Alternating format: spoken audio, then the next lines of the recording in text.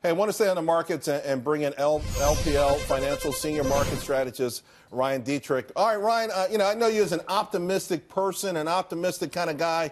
Are you still optimistic? Could the worst now be over for the market? Well, Charles, first off, thanks for having me back. But you're right. I mean, clearly, let's just put in perspective. I am more of an optimistic guy. We still see positives as we head in 2019 with LPL research. But, Charles, the S&P 500 has been down at least 1.5% 4 days in a row.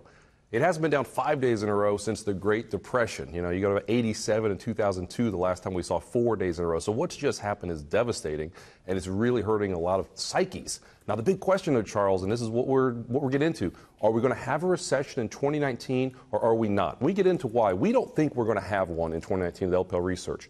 Going back in history, when you look at market corrections when you don't have a recession, 3 of the last 4, going back 40 years, stopped right around 20% correction.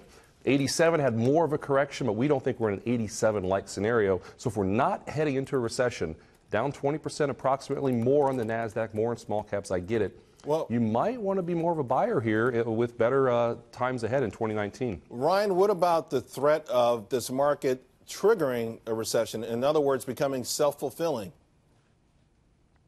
Well, that's obviously a great question, and can that happen? It's possible, but at the same time, what really drives long-term gains? We know it's earnings. Now, I get it. Earnings are up 20% this year, and the market hasn't done anything. We're looking at maybe 10% next year, but what we really like, Charles, globally, emerging markets are looking at maybe double-digit earnings growth next year.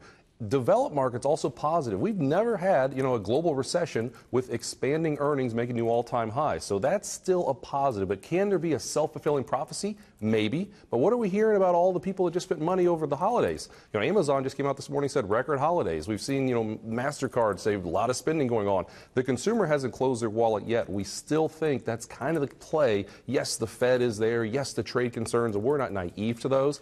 But the underlying pinnings of a strong economy are still there in our view, and that will not lead to a recession in 2019. No, we talk about price discovery and the role of the markets, particularly as an harbinger of things to come.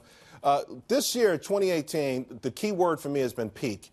Beginning in the very beginning of the year, the earnings report, I think it was Caterpillar, one of the companies, the CFO, made a comment about this is as good as it gets. So we've heard about peak earnings. More recently at the Goldman Sachs conference, peak consumer credit scores. Anyway, it won't get any better than this. So is the market going through some sort of, are they trying to reconcile the idea that we're going to grow but not nearly as fast as we have been growing? How do you find we're not as great as we were, but it's not the worst case scenario? How does the market find that equilibrium?